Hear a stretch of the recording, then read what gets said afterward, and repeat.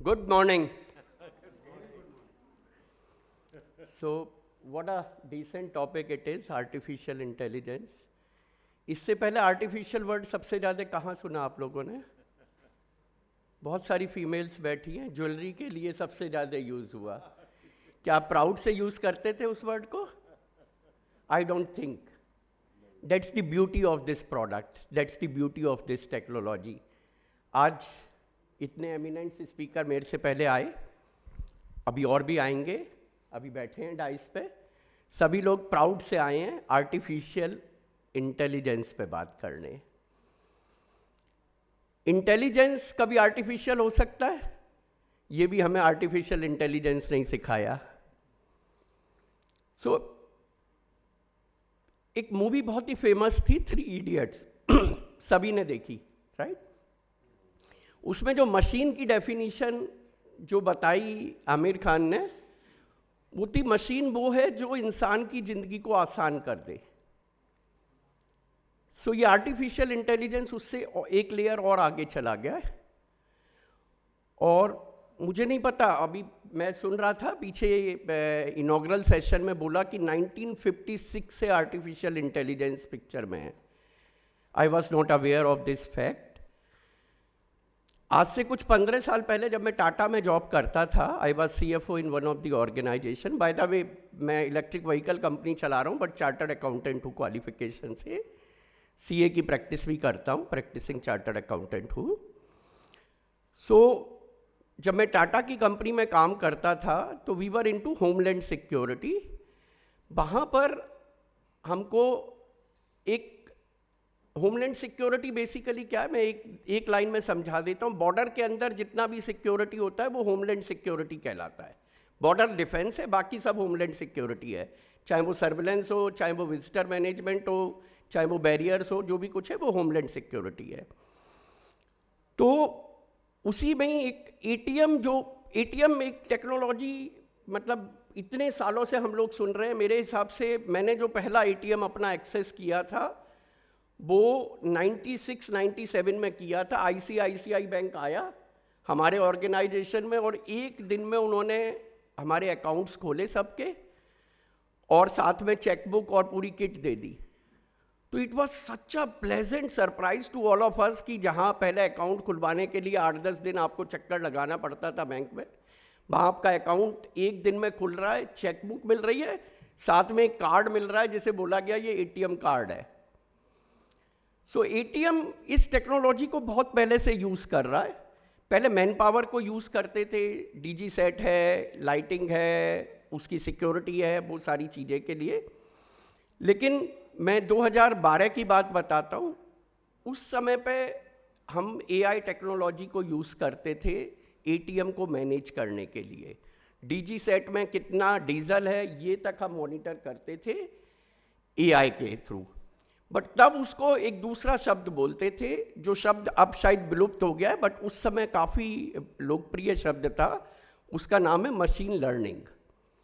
जो AI की at least उद्गम मैं जानता हूँ वो मशीन लर्निंग से हुई है। मशीन को कैसे आप सिखा सकते हैं कि वो हर रिपीटेटिव वो वाला काम कर सके जो करने के बाद आप बोर हो जाते हैं। इनिशियली तो हर नया काम बहुत अच्छा लगता है, लेकिन थोड़े दिन बाद वो लगता है कि अरे मैं तो इसी को ही रिपीट करे जा रहा हूँ। तो अगर उस काम को आप मशीन को दे दें आर्टिफिशियल इंटेलिजेंस के थ्रू, तो आपके पास स्कोप बचता है कि आप रोज़ कुछ नया करें, कुछ नए के बारे में सोचें। ये उद्गम है मेरे हिसाब से AI का इंडिया में, एटलीस्ट जहाँ तक मैं जानता हूँ। अब मैं बात करता हूँ अपनी इंडस्ट्री की, चूँकि मैं दोनों इंडस्ट्री में हूँ, एक चार्टर्ड अकाउंटेंट भी हूँ और साथ में EV इंडस्ट्री भी रन कर रहा हूँ पिछले कुछ सालों से। तो सबसे पहले CA वाली बात करता हूँ। अभी बिल्कुल रिसेंट की बात है, 30 सितंबर लास्ट डेट होती है इनकम टैक्स की रिटर्न फाइल करने के लिए। मेरा एक क्लाइंट कुछ दिनों से मेरे को फॉलो अप कर रहा था, मेरी टीम उसकी रिटर्न नहीं फाइल कर रही थी। 29 को उसकी रिटर्न फाइल हुई 12 बजे के आसपास। 4:30 बजे उसका मेरे पास फ़ोन आता है कि सर मैं तो रिटर्न के लिए फॉलो अप कर रहा था, आपने बताया नहीं, रिफंड मेरे अकाउंट में हिट कर गया है। 12 बजे रिटर्न फाइल हुई और 4:30 बजे उसके अकाउंट में रिफंड हिट कर गया, बैंक अकाउंट में क्रेडिट हो गया। That's the beauty of artificial intelligence. और अगर आर्टिफिशियल इंटेलिजेंस को किसी एक एजेंसी ने सबसे ज़्यादा यूज़ किया है और आपके फेवर और आपके अगेंस्ट में किया है, तो वो गवर्नमेंट है। गवर्नमेंट ने आपके पैसे से आपके सारा डेटा को इन फीड करा दिया है। अब वो आपके फेवर में भी है, इन द सेंस कि पहले जब हम ITR भरते थे तो हमको बुक्स ऑफ अकाउंट पे डिपेंडेंट होना पड़ता था, या जब भी हम फाइनेंशियल्स फाइनल करते थे बुक्स ऑफ अकाउंट पे डिपेंडेंट होना पड़ता था। क्लाइंट जो बताता था अपने लेवल पे उसे हम वेरीफाई करते थे, ऑडिट करते थे, और उसके बाद कुछ अपने जो ऑडिट फाइंडिंग्स है वो निकालते थे। आज हमें ये सब करने की ज़रूरत नहीं है। आज AI ने जो गवर्नमेंट का डाटा है उसने हमें फैसिलिटेट कर दिया है। कैसे प्रोसेस होता है? AIS है, AS 26 AS है, आपकी GST की रिटर्न्स हैं। इन सारी चीज़ों से आर्टिफिशियल इंटेलिजेंस ऑलरेडी आपके सारा डेटा को वेरीफाई कर देता है। आप भी यहीं से ही उठाते हैं। अब आप बुक्स ऑफ अकाउंट को रिलाई नहीं करते हैं। बुक्स ऑफ अकाउंट पे तब जाते हैं जब बुक्स ऑफ अकाउंट इनके ऊपर या इनके नीचे कोई बात कर रही होती है। अगर बुक्स ऑफ अकाउंट इनसे मिलती जुलती कोई बात कर रही होती है तो आपको कोई ज़रूरत नहीं है कि आप बुक्स ऑफ अकाउंट में ज़्यादा ताका झाकी करें, ज़्यादा उसमें अपना टाइम लगाएं। आपके पास एक सोर्स है, TDS की रिटर्न्स हैं, GST की रिटर्न्स हैं। ये सारा डेटा आपको हेल्प करता है कि आप काम को बहुत क्विकली कर सकें, जिस काम में अननेसेसरी आप बहुत ज़्यादा मेहनत कर रहे थे। ये मैंने बताया जो हमारी इंडस्ट्री का है। अभी बहुत दिनों पहले बहुत सारे नोटिसेस आए इलेक्ट्रिक व्हीकल इंडस्ट्री के प्लेयर्स के पास। एक सब्सिडी है गवर्नमेंट की जिसे फेम बोलते हैं, जिसका फुल फॉर्म है faster adaptability and manufacturing of electric vehicle. ये सब्सिडी उनको मिलती है जो इंडिजीनियस प्रोडक्ट बनाते हैं इलेक्ट्रिक व्हीकल की फील्ड में, और अल्टीमेटली यूज़र को पास ऑन करनी होती है। बहुत सारी कंपनीज ने क्या किया कि इंडिजीनियस प्रोडक्ट दिखाने के लिए उन्होंने A कंपनी में इंपोर्ट किया, उससे B को सेल किया, B से C को सेल किया, और C से D को सेल करके D से परचेज कर लिया, and they showed that the product is indigenous. But वो भूल गए कि AI अब आ चुका है। 5 मिनट लगते हैं गवर्नमेंट को आपका ये डेटा निकालने के लिए कि इसकी ट्रेल कहाँ पे है।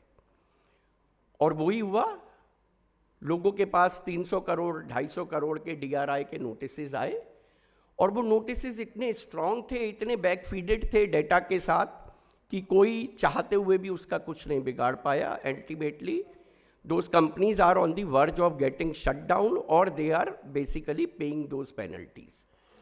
So ये another beauty है जो अगर आप उसके साथ अच्छे से काम कर रहे हैं, उसका सही यूज़ कर रहे हैं तो बहुत अच्छे से आपको यूज़फुल देगी, आउटपुट देगी। अगर नहीं कर रहे हैं तो फिर आपको यूटिलिटी उसकी नेगेटिव भी मिल सकती है। अगर मैं अपनी इलेक्ट्रिक व्हीकल टेक्नोलॉजी की बात करता हूँ तो हमारे पास एक सॉफ्टवेयर होता है जिसे BMS बोलते हैं, बैटरी मैनेजमेंट सिस्टम इसकी फुल फॉर्म है।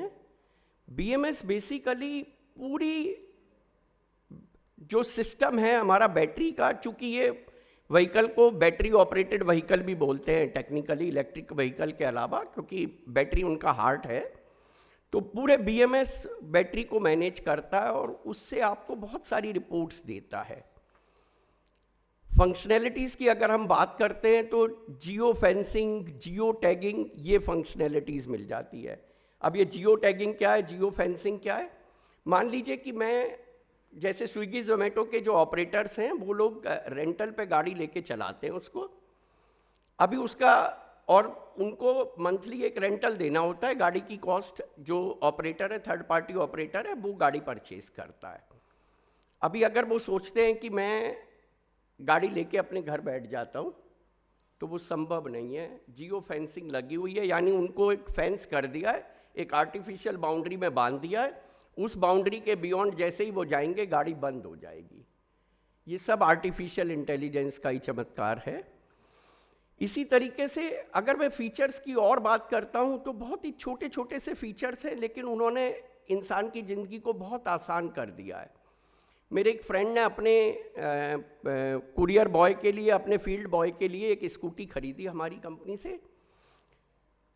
वो कहीं बहुत ही कंजस्टेड एरिया में दिल्ली में रहता था। एक हफ्ते बाद जब मैं मिला, मैंने कहा कैसी चल रही है स्कूटी, तो बोला बहुत ही बढ़िया। उसका एक जो सबसे अच्छा फीचर मुझे लगा वो ये है कि आप बैठे बैठे रिवर्स गियर डाल लें। अब आप सोचिए, एक 45,000 की स्कूटी है, आप उस पर बैठे बैठे आपने घर से बाहर निकाल ली वो स्कूटी। रिवर्स गाड़ी करना कितना मुश्किल काम है, सारे लोग एग्री करते ही हैं, बट स्कूटी में वो फैसिलिटी नहीं होती। 1 लाख रुपये की एक्टिवा आती है बट वो फैसिलिटी नहीं होती, लेकिन हमारी 45,000 रुपये की जो इलेक्ट्रिक स्कूटी है उसके अंदर ये फैसिलिटी है। साइड स्टैंड जो होता है स्कूटी और बाइक्स का, वो बहुत ही खतरनाक होता है। अगर वो लगा रह गया है और गलती से आपने मोड़ ली और शार्प कट ले लिया है तो आपकी जान भी जोखिम में पड़ सकती है। हमारी स्कूटी के अंदर साइड स्टैंड सेंसर है। 45,000 की स्कूटी में साइड स्टैंड सेंसर है। अगर साइड स्टैंड नीचे है तो स्कूटी स्टार्ट नहीं होगी आपकी। आपको सबसे पहले इस साइड स्टैंड को हटाना होगा, तब आपकी स्कूटी स्टार्ट होगी। ये भी एआई है और यही सारी चीज़ें हैं जो कि हमारी ज़िंदगी को आसान बनाती हैं और उसे सुगम बनाती हैं। हम पे डिपेंड करता है कि हम कैसे उसको यूज़ कर रहे हैं। अगर अच्छे से यूज़ करेंगे तो उसके बहुत सारे एडवांटेजेस मिलेंगे, अगर नहीं उसको अच्छे से यूज़ करेंगे तो डिसएडवांटेजेस भी हमको भुगतने पड़ेंगे। मैं यहीं पे पॉज लूँगा। Thank you sir.